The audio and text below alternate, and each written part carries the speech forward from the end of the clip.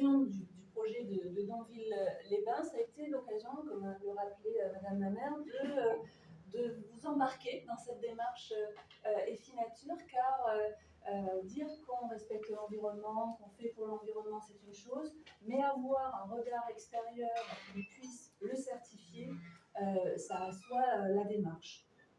Alors, on a beaucoup parlé de nature. Ce qui me semble important, c'est de rappeler que la nature, elle est constituée à la fois d'un socle physique, hein, c'est le relief, le climat, enfin, des choses qui sont très indépendantes de l'homme, et puis tout le cycle du vivant, qu'on soit un animal ou végétal, avec les cycles de la vie, hein, c'est se naître, se nourrir, boire, manger, se reproduire, dormir, et puis mourir, et puis renaître, et ainsi de suite. Donc, ce qui est intéressant dans ce type de démarche, c'est de pouvoir reconstituer des milieux de vie. Notre milieu de vie à nous, humains, puisque le cœur de vie, c'est là où le cœur des humains bat le plus fort, où il y a le plus d'activité, mais aussi de se dire qu'on peut laisser d'autres vivants coexister avec nous. Alors, pourquoi EFI Nature dans le projet? Donc, on vous a montré les grandes ambitions de cette démarche, mais je dirais que chacun à sa modeste échelle peut y contribuer, que ce soit effectivement déjà pour ralentir les phénomènes d'érosion de la biodiversité, et puis de se dire qu'il y a quand même de l'espoir, parce que c'est vrai qu'en ces temps très troublés, on a aussi besoin de se dire qu'on peut y arriver. Voilà. Et donc, pourquoi? Limiter la disparition des espèces, retrouver des sols fertiles, même en ville, où effectivement on est habitué à avoir des sols qui sont pratiques, mais pas forcément fertiles. Faire synergie avec d'autres espaces naturels existants, parce qu'effectivement, Donville, le cœur de ville, n'est pas si loin effectivement d'autres espaces naturels, vous y reviendrez tout à l'heure. Créer des îlots de fraîcheur, bien sûr, favoriser la relation avec la nature, et là aussi, je pense aux futurs Donvillais, aux enfants en fait qui sont immergés dans un cadre qualitatif dès l'enfance et qui seront d'autant plus sensibles à ce qu'ils ne se dégradent pas. Pour qui? Vous, habitants. Et puis, Donville étant une commune, une station balnéaire, c'est aussi pour les gens qui viennent y travailler, et puis pour les gens de passage, les touristes que nous sommes tous, ne serait-ce qu'à nos heures perdues. Donc l'enjeu dans un tel aménagement, c'est de préparer des espaces propices à la vie de tout le monde. Donc c'est favoriser les continuités naturelles. Ce projet, alors c'est un premier maillon, mais à terme justement de pouvoir mieux tisser des liens avec la vallée du Bosque en contrebas qui est juste à côté, plus haut vers le forum. En tout cas, créer un réseau. Vous êtes habitués au réseau Internet, il y a aussi le réseau de la nature. Favoriser des sols perméables, parce que en fait un sol perméable, c'est un sol qui va pouvoir accueillir des plantes, et les plantes vont pouvoir accueillir des animaux, donc là aussi on reconstitue le cycle du vivant. Privilégier effectivement différentes strates, parce que il faut, et ça je m'adresse à Madame le maire, il faut arriver à contenter beaucoup de sensibilités différentes. Et bien chez les animaux et les végétaux c'est pareil, il en faut des petits, des grands, et à l'ombre, au soleil, dans des sols humides, des sols secs. Et donc, c'est l'intérêt aussi de ce travail de diversification de palettes végétales, et qui va permettre d'attirer des insectes pollinisateurs qui eux-mêmes vont venir polliniser les vergers à côté, et qui feront que vous serez content à l'automne de manger notamment des pommes et des poires. Et puis plutôt des cerises, je crois qu'elles sont déjà mangées surtout par les oiseaux. Et puis, bien évidemment, s'adapter aux conditions spécifiques. Alors, mon père me disait toujours, oh, en Normandie, en Bretagne, c'est facile, tu plantes un crayon, il pousse un arbre. Alors, c'est presque ça. Mais de fait, vous n'êtes pas sans savoir qu'on est en phase de réchauffement climatique. Donc, il faut savoir à la fois utiliser une palette qui est locale, mais qui puisse aussi s'adapter à un réchauffement. Donc, c'est tout un travail à la fois avec du local au local, et puis un peu d'acclimatation. Alors, Madame le maire avait fait du teasing. Alors, on a sur le cœur de ville, on a un espace qui fait presque 1 hectare, un peu plus d'1 hectare. Et effectivement, quand nous sommes arrivés, plus de 80% de la surface du centre-ville était imperméabilisée. Alors, imperméabilisée avec la rue, les trottoirs. Et donc, il y avait 19% de surface perméable, et cette surface perméable était à 100% végétale, les quelques massifs jardiniers, et notamment le beau jardin de la mairie. Avec un coefficient de biotope, dont on vous a parlé précédemment, de 0,2, ce qui n'est pas folichon. Et donc, une fois l'aménagement réalisé, eh bien, comme le disait Madame la maire, on est à 25% de surface imperméabilisée, donc on a réduit de 2/3, ce qui est énorme. Et on a donc presque 75% de surface perméable. On a augmenté la surface végétale, puisqu'on était à 19%, on est passé à maintenant plus de 25%. Donc on a à la fois augmenté les surfaces perméables végétalisées, mais aussi les surfaces minéralisées qui sont en partie végétalisées, que sont les espaces de stationnement que vous avez tous vus, ces grilles qui sont emmerdées. Et puis, ces fameuses surfaces minéralisées perméables que vous voyez rose, en béton drainant. Et donc, on est passé d'un coefficient de biotope, donc, qui caractérise justement le niveau de biodiversité, de 0,20 à 0,45. Donc, on a plus que doublé. Donc là-dessus, on va dire que c'est redoutablement efficace. Je dirais même efficient, parce que même si ça représente un investissement important, ça reste un aménagement qui reste raisonnable en termes de... c'est pas dispendieux. On a sur l'aménagement 9 milieux différents. Donc la pelouse que vous aviez déjà, des massifs plantés de soleil, d'ombre, les arbres existants que vous aviez, avec des arbres persistants et des arbres caducs. Dans les nouveaux milieux, évidemment, la rocaille pour les milieux secs, qui va attirer, comme le rappellera Franck, certains animaux. Et puis le fameux béton poreux, qui lui, au sein duquel il y a quand même des micro-organismes, et puis les dalles alvéolaires, des espaces de stationnement. Et c'est vrai qu'arriver à faire des espaces de stationnement qui intègrent un peu de biodiversité, c'est pas la plus spectaculaire, mais c'est déjà participer au changement global. Quelques photos, et vous avez eu le plaisir de vous promener dans Donville déjà. Donc des pieds de façade jusqu'au parc de la mairie, avec ses différents milieux, jusqu'au parking. Comme on le disait, 170 espèces végétales différentes, une dizaine d'espèces d'arbres différentes, une quarantaine d'arbustes et arbrisseaux différents, et 120 espèces de plantes vivaces. Donc on voit, c'est extrêmement varié, et là aussi l'enjeu c'est de ne pas avoir tous ces œufs dans le même panier, parce qu'on sait que le vivant peut être aussi fragile. Et donc plus la palette est diversifiée, et plus on a de chances de pouvoir justement accompagner les évolutions climatiques. Un petit clin d'œil à la diversité. Les oiseaux. D'habitude, j'interviens, c'est tout seul en réunion, donc là, tout a été dit. mais non, Franck. D'une part, le fond du dossier, le fond du projet, de grande qualité, on a cassé du sol, on a fait des sols vivants. Sur la palette végétale, on a diversifié énormément.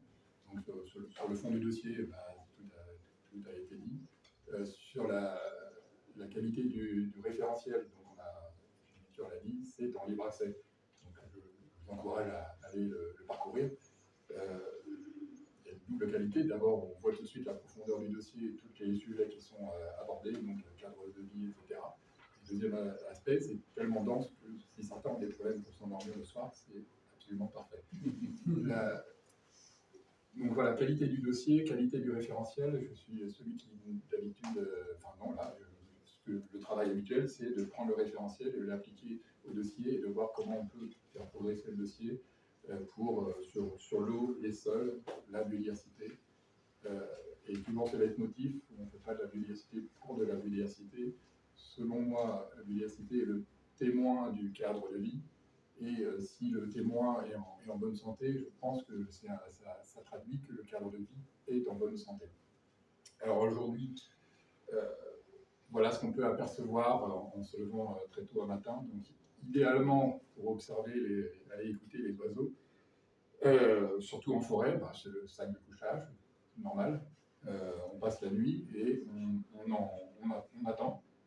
Et on se réveille à la bonne heure quand même. Mais grâce aux oiseaux, on est réveillé et on écoute attentivement.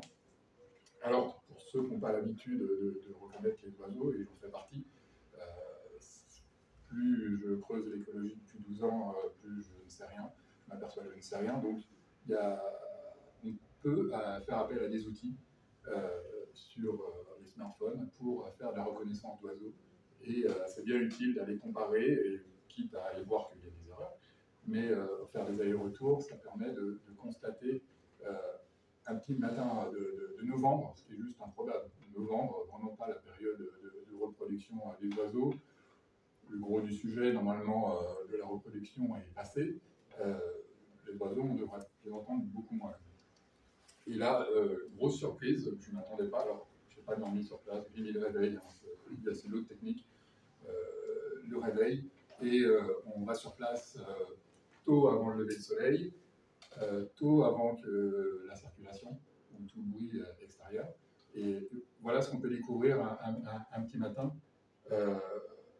à l'unité. Donc là, on aura une deuxième page sur les effectifs et sur le quantitatif sur la LPO. On peut faire un aller-retour entre ce qu'on voit et on entend ponctuellement, ce qui représente quelques individus, c'est tout, à un instant donné, à un moment donné, et ce que la LPO, elle, recense à grande échelle sur la Manche par contingent d'espèces. Les oiseaux, ça va... donc, quand je dis que c'est le témoin du cadre de vie, les oiseaux, ça va pas très bien. Les effectifs, les quantités sont en chute. J'aime bien ne pas pointer une activité en particulier et dire c'est l'urbain, l'artificialisation, ou c'est les agriculteurs, ou c'est ceci ou cela, l'agroalimentaire, les usines, voilà. Non, c'est la démarche globale d'écrasement systématique de tout ce qui est nature. Tout ce qui déborde et qui ne va pas dans le sens de notre sens de production et de confort, qui passe à la trappe, et les oiseaux en font partie. Donc aujourd'hui, on a encore une grande chance de voir une diversité et des effectifs au niveau du département qui sont encore assez importants. Et donc ces images-là faussent une réalité qui fait que il y a un tiers de ces oiseaux, les passereaux notamment, qui sont en chute d'effectifs. Parce qu'il n'y a que des espaces propres partout, et ça c'est minimum l'espace propre, il n'y a plus d'abri, il n'y a plus de quoi se nourrir, il n'y a plus de quoi s'héberger, donc ça c'est le minimum.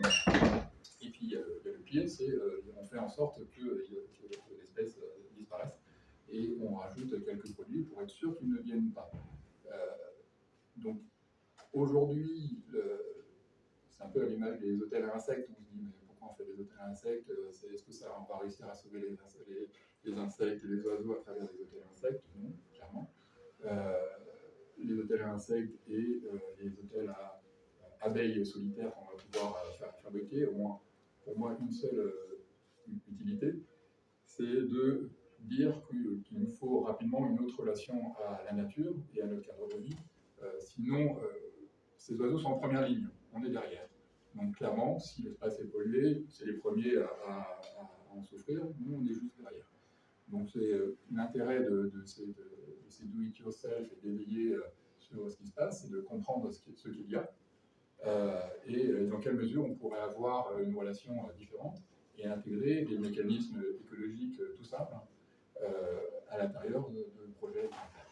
Donc aujourd'hui, c'est les sols, la perméabilité des sols, l'eau est gratuite, il n'y a aucune raison, c'est totalement absurde de la renvoyer sur les tuyaux pour après la laver dans des lessiveuses et de la renvoyer, ça nous coûte très cher.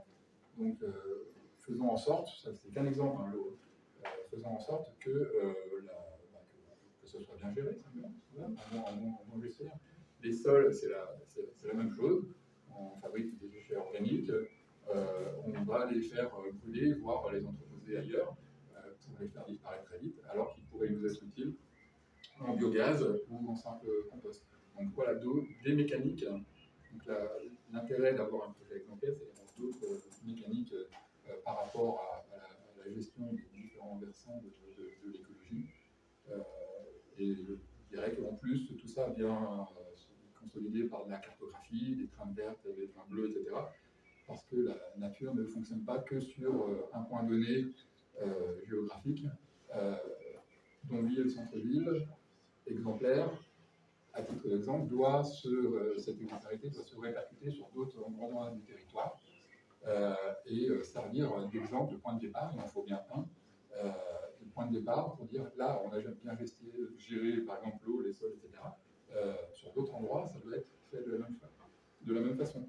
Sur d'autres territoires, vous aurez d'autres problématiques, par exemple de pollution des sols, mais voilà, il y a des mécaniques naturelles qui font qu'on peut aller vers une meilleure gestion.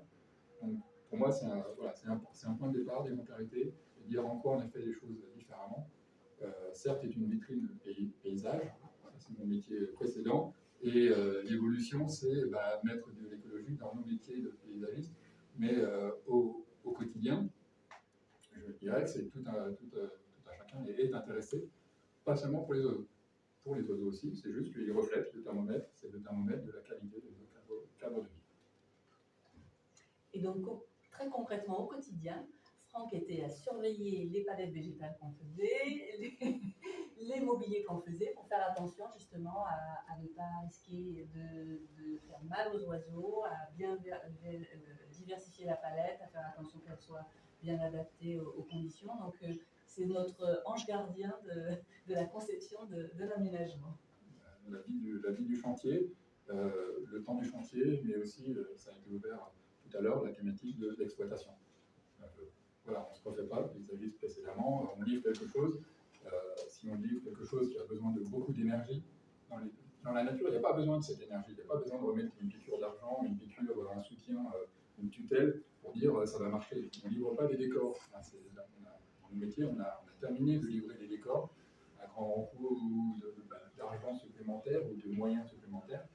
C'est l'autonomie. Voilà. On vise l'autonomie des espaces que l'on livre pour une dilution de coût zéro, idéalement. Voilà, on n'a pas besoin d'arrosage automatique, on n'a pas besoin de faire passer les gens. Je pense qu'en espace vert, le 2/3 du temps du travail d'un paysagiste de chantier, de librouette, c'est pas du tout péjoratif, c'est d'arracher des mauvaises herbes. Donc voilà, on voit bien qu'il y a des pratiques totalement différentes qui sont à faire. Et à nous, de notre côté, aux concepteurs, de livrer des paysages qui soient le plus autonomes et qui nous rendent des services au final.